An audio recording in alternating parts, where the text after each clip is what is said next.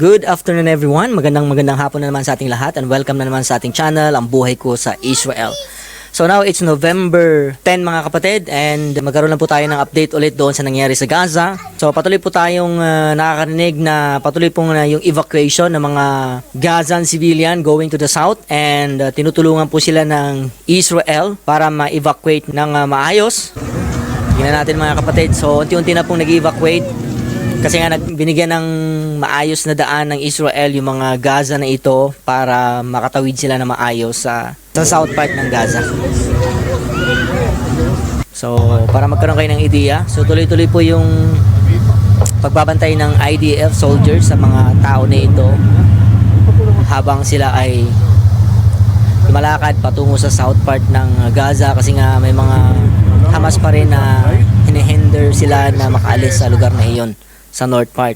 So ayan, ang tingnan natin mga kapatid, meron po tayong nakita na video na while may mga lumalakad na mga Gazans, no, makikita na po natin yung hinaing nila na may mga tao talaga from Gaza na alam nila kung sino yung pinaka may kasalanan sa ganitong nangyayari. Kasi alam nila na October 7, umatake po yung Hamas sa Israel and kumuha po sila, marami po silang pinatay and they take 240 plus na hostages dito sa Israel. Hanggang ngayon, nandun pa rin tinatago nila and alam naman nila that they don't care to the people of Gaza kasi nga alam naman ng mga Gazans na civilian doon na once na ginawa ito ng Hamas, talagang mag-retaliate or atake talaga yung Israel, lalo na pag may hostages sila. So, nalaman talaga na walang pakialam yung mga Hamas na ito sa mga civilian doon. So, tignan natin mga kapatid yung sinabi ng Gaza na ito. Ayun o. Those people who destroyed Gaza, tell Ismail Haniyeh. May mga tao na, sino yung mga tao na ito na sumira ng Gaza? Sabihin nyo, si Ismail Haniyeh, isa po siya sa mga leader ng Hamas. Ayan, nasa Shati refugee camp daw sila. Sabi niya, says that you are the biggest collaborator. So alam nila mga kapatid, as they are walking, na-interview sila na alam nila na ang pinaka-problema dito is yung leader ng Hamas. Na wala sila talagang pakialam sa mga innocent civilian na madadamay sa ginawa nila noong October 7. Yan o, mga collaborators, lahat ng leader ng Hamas. So grabe yung galit nila because lahat naman ng mga ganitong nangyayari kagawan po ng Hamas. It's not the work of Israel. Israel have the right to defend, lalo na meron po silang hinostage yung mga Hamas ngayon na hinahanap ng mga Israel. Until now, hindi pa nila binabalik yung mga kinuha nila sa Israel. And imagine din lang po isa, hindi lang po dalawa, 240 or 41 plus yung mga hostages ngayon na hawak nila.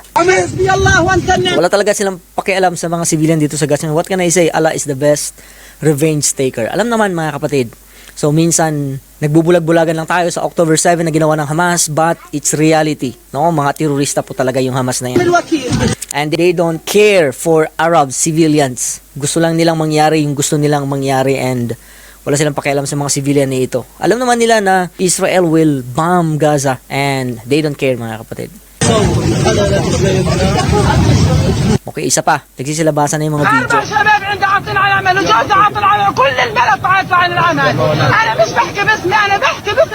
Okay, yan o, sabi niya. Balik natin. I have 4 sons who are employed. Meron daw siyang anak na, mga anak na 4 na walang trabaho sa Gaza.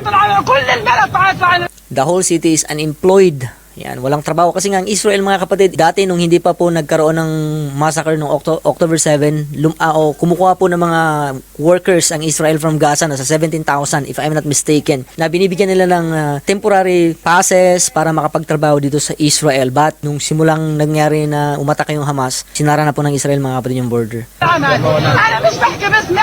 not only speaking in my behalf. Ibig sabihin, hindi lang po siya, marami po siyang kasama na alam niya na ganito yung hinaing. I'm speaking on behalf of all Gazans. All Gazans mga kapatid, alam natin that there is something wrong in Hamas. Minsan pinagtatakpan lang natin.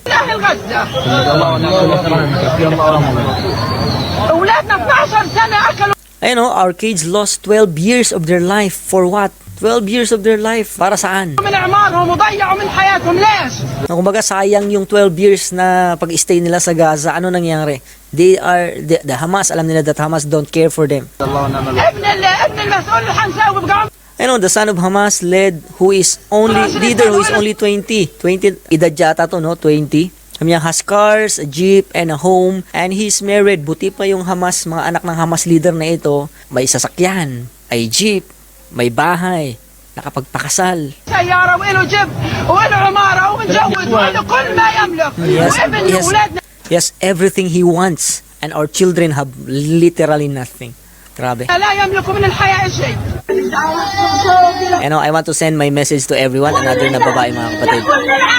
To the world, not just Ismail Hanani. This is the leader of the Hamas mga kapatid. Pinaka-kriminal. O yan ang mga leader. Sabi niya, come here. Come and see how Gaza is dying. Yung mga leader ng Hamas, they don't care. And come and see how the youth just want to live. So, puntaan nyo dito para makita nyo na ang gusto ng mga youth na mabuhay lang ng mapayapa. Which is, yun naman talaga mga kapatid. But the Hamas ideology, they want to destroy the mind of this youth. Gusto nila maging ma-brainwash at maging pangit yung paningin nila sa mundo at even sa bayan ng Israel. Come and see how youth just want to live. Puntahan nyo kasi hindi nyo nakikita kasi ang rarangya ng buhay nyo.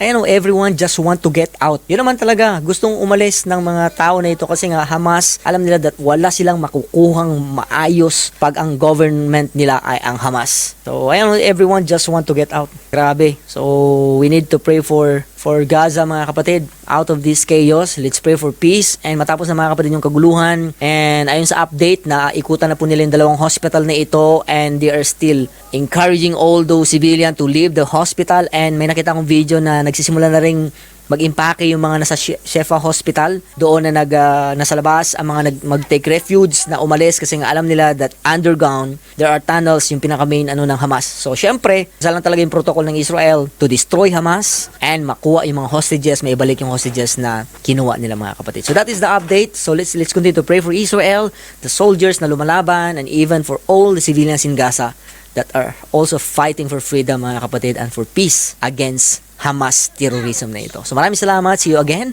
Kung bago ka sa aking channel, don't forget to like at mag-subscribe ka na rin mga kapatid. See you again sa ating mga susunod na video. Paalam.